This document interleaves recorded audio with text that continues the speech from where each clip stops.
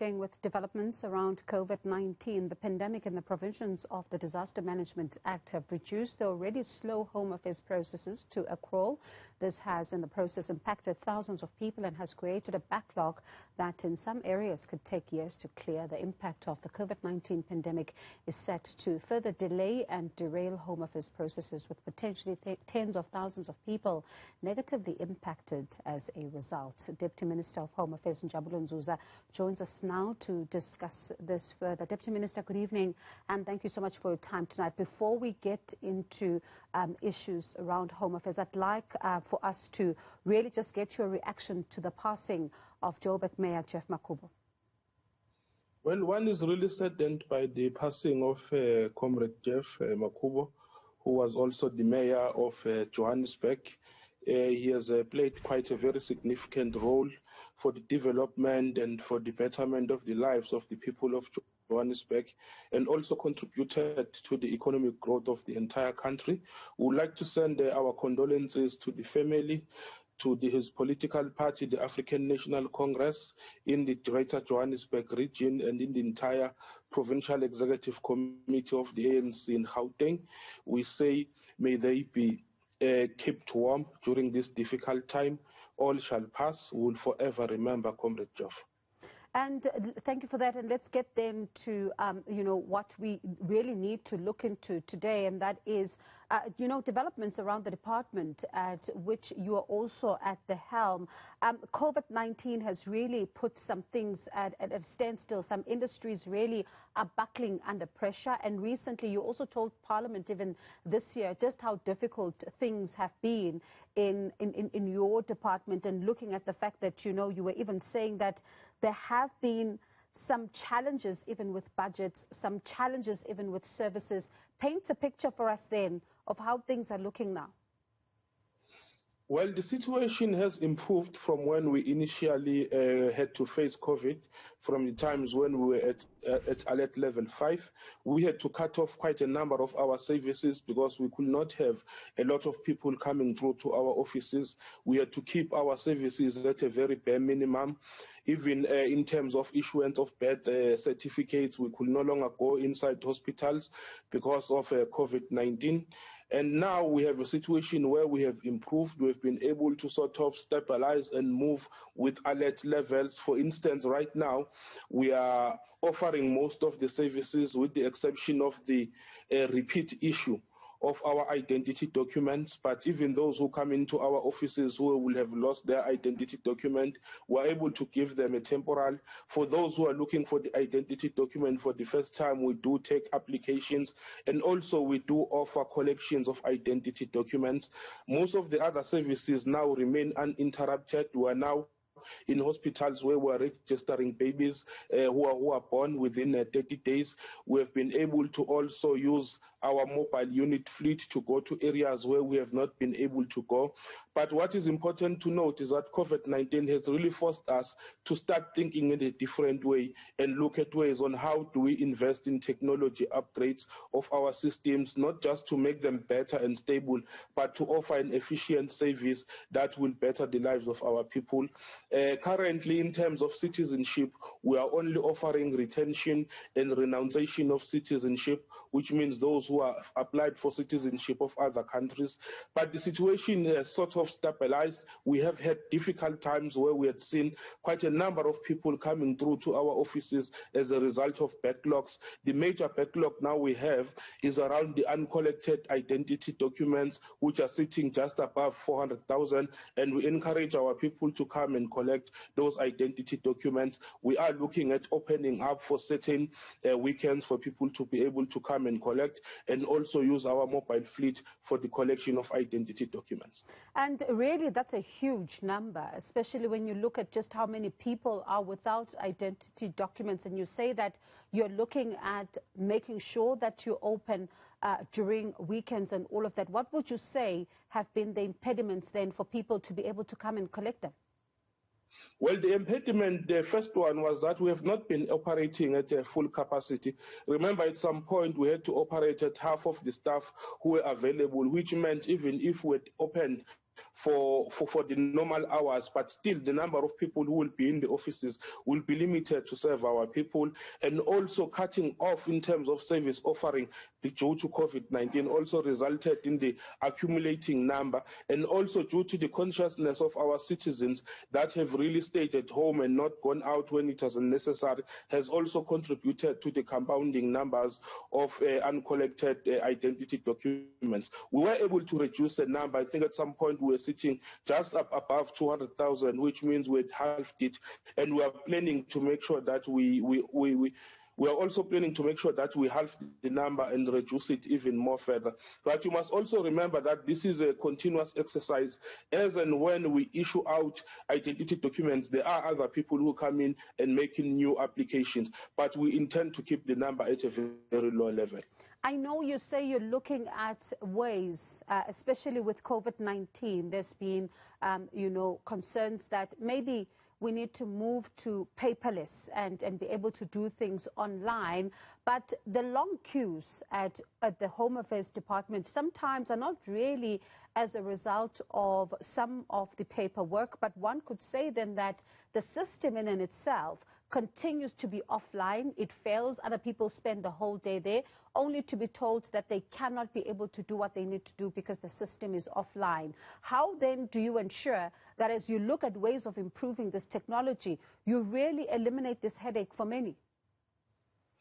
Well, as also the minister has said before, and we have consistently said it, that our biggest headache at Home Affairs has been the unstable systems, where every time a person comes to the office, they are told that the systems are down, the systems are unstable, and we have really relied on external sort of arrangements within government to pursue that. But now the plan that we are working on, and I can guarantee you that no meeting passes by without us putting in the plans and monitoring how far we are in terms of their implementation around the improvement of, firstly, connectivity in terms of network availability, and also systems downtime in terms of our systems. We are looking at pockets where we will have various people coming into the department and offering those particular services to improve.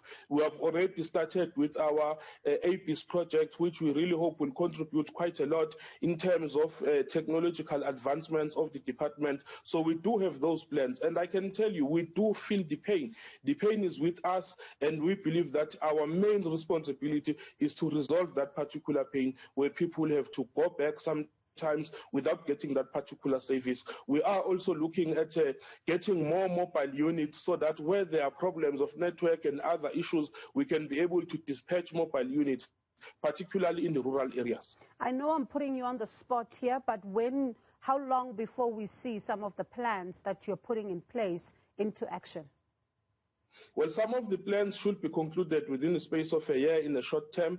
We just had our meeting in the past couple of days focusing on short-term solutions, and also not just the issue of the system, but how do we compromise with the available networks that we have in terms of queue management and making sure that we redirect people, and also having a queue management system where people can use an appointment as well to come into our offices. So those are some of the short-term solutions that we are putting up, as well as also increasing our footprint in terms of opening up new offices. That is all in the pipeline, and we are working on it. It's going to be some short-term solutions, medium-term, as I've indicated, and ultimately some of the long-term that will involve APIS.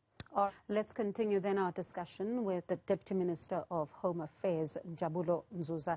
Deputy Minister, thank you so much for staying on. Let's look at the issue of the permits, because this online process that the department has started, to try and assist asylum seekers appears to not really having the desired effect for some of them, because we have had a conversation here on the show with one organization that says that they're battling because some of the offices are not operating the way that they're supposed to be. I'll make you an example. They say if they go to PE, for example, they find that the system is moving faster, but the Pretoria office appears to be where things hit a bottleneck. They even said that it's the worst by far. Yes, we can acknowledge challenges that we have faced. I think in the main they were around April and May. and we do encourage those who applied around April and May to reapply. The system is now fully functional. We are able to process. Currently, we have processed about Section 22 permits, about 35,800, and Section 24, about 12,400.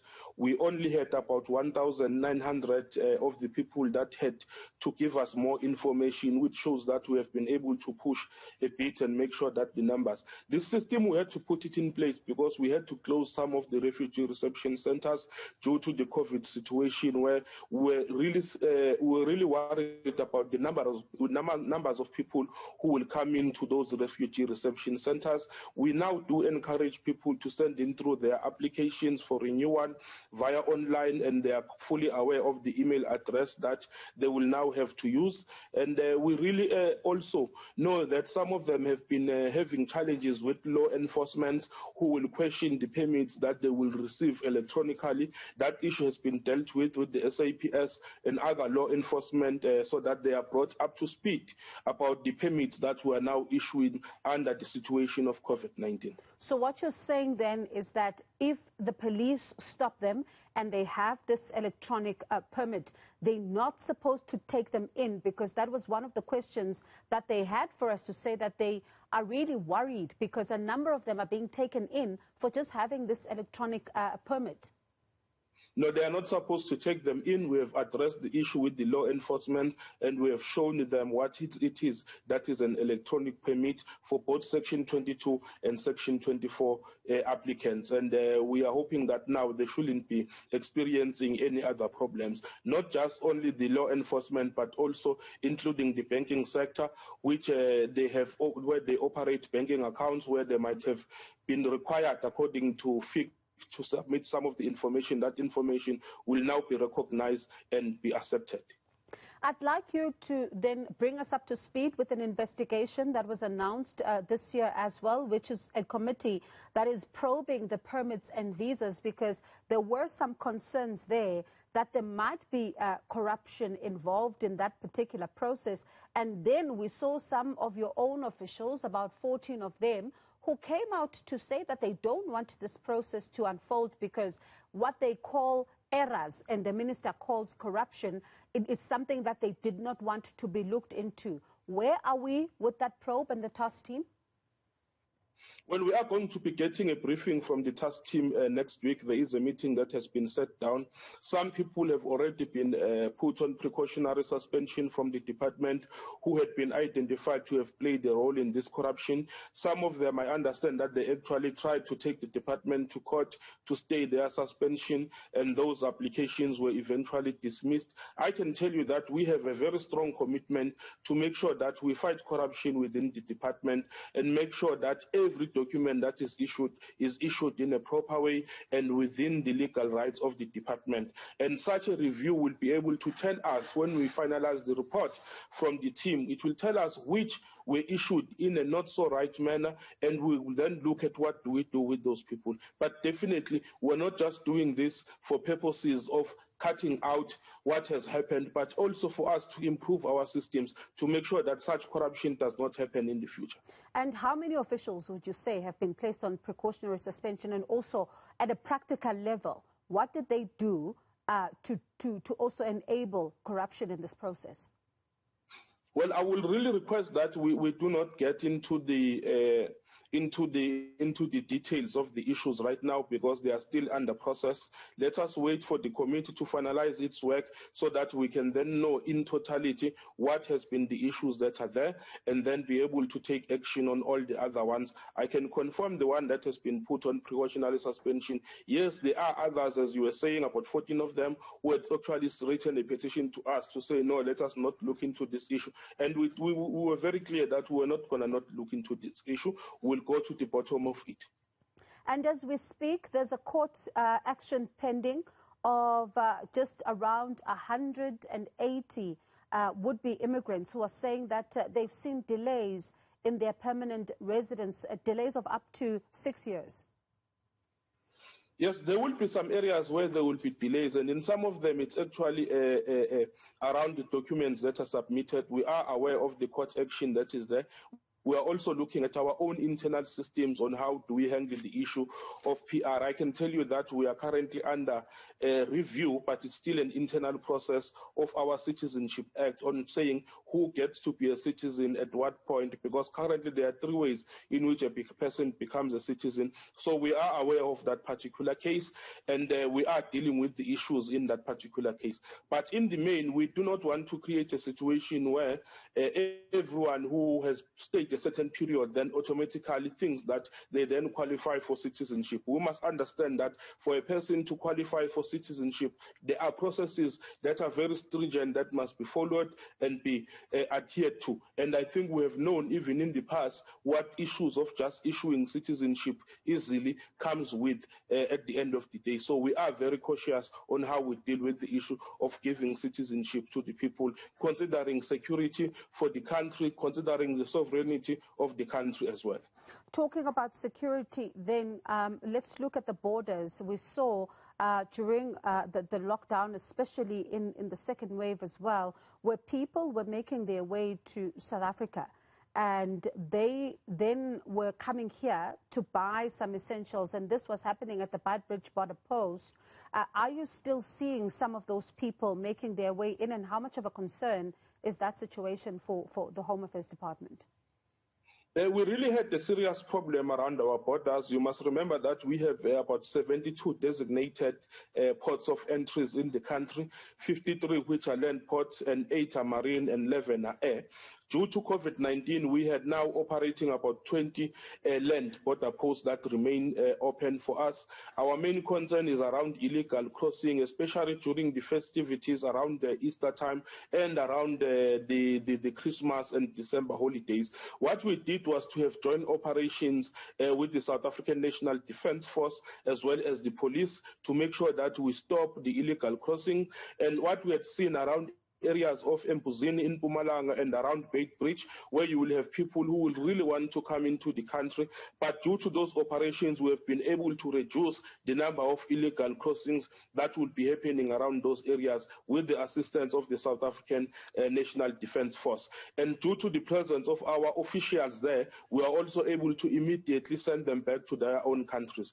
But the issue that we would also like to raise is that we really plead with the citizens that are staying in the border environment around the border that they must not assist illegal people who are crossing into the country illegally, because it has huge implications for the country. What we saw in Mbuzini, where our officials were trying to arrest some of these people, some of the citizens will actually take money from them to hide them from our own law enforcement units and then release them later when law enforcement has gone past by. So we're saying they must not be aiding illegal immigrants. Anyone who wants to come into the country, particularly around our neighboring countries, they know that they just need to come to the border and they must have the right set of papers, then they must follow all COVID-19 crossing, and then they will be able to come into the country. What we have also seen is that there's been a sharp decrease due to COVID-19 on the number of immigration that we have seen. In 2019, we were processing about 41 million people moving in and out of the country, both citizens and non-citizens.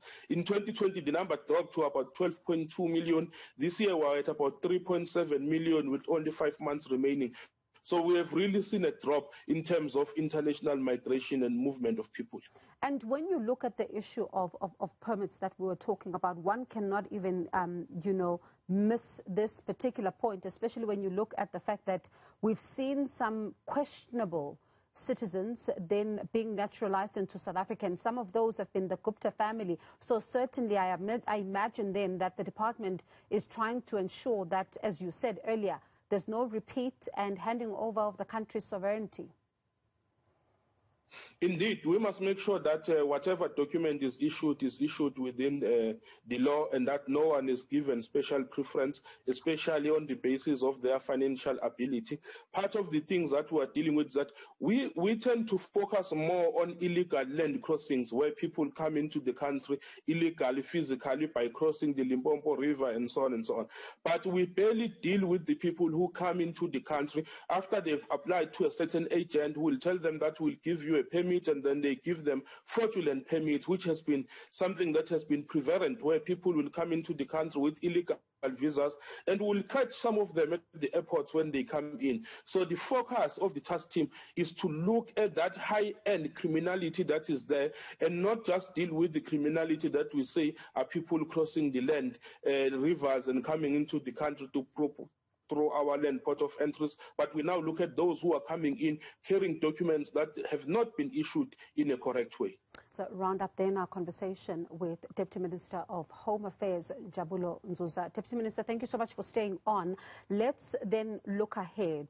Sunday, we are seeing the Coronavirus Command Council meeting. We spoke to the Health MEC in the Free State here on the show in the previous hour, and she's calling on the Command Council to leave the alert level 4 as it is, because she says that province was able to breathe somewhat during this particular level of the lockdown. What do you say then as you look ahead, given some of the work that your department needs to do on Sunday? What do you say to the Coronavirus Command Council?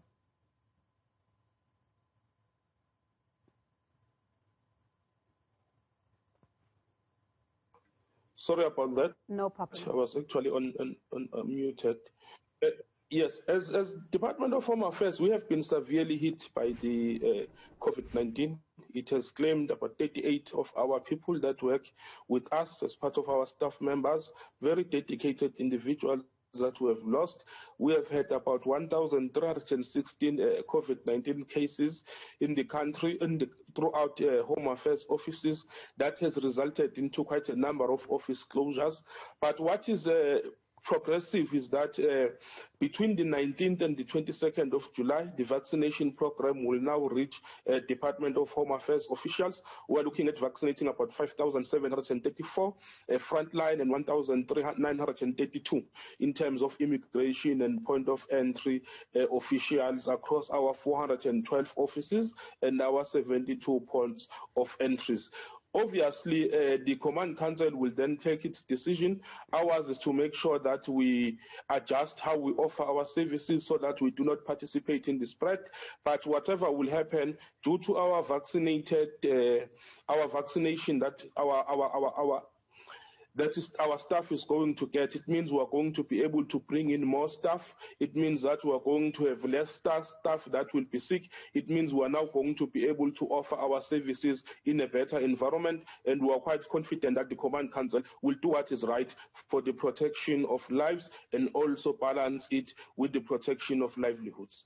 And as we end off this conversation, I'm going to just plead with you to allow me to ask you to wear a different hat as an ANC member. What do you make of the developments around the former president, Jacob Zuma, as well as suspended ANC Secretary General Ace Magashule?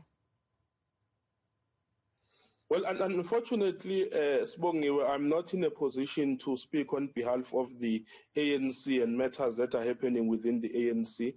The ANC does have designated people who communicate those issues around those unfortunate events that have happened in the country over the past couple of days, and I have full confidence that they will deal with the matters as it comes. Unfortunately, I can't really go into those issues. All right. Thank you so much for your time tonight. We certainly do appreciate it. That's the Deputy Minister of Home Affairs, Njabulo Mzuza.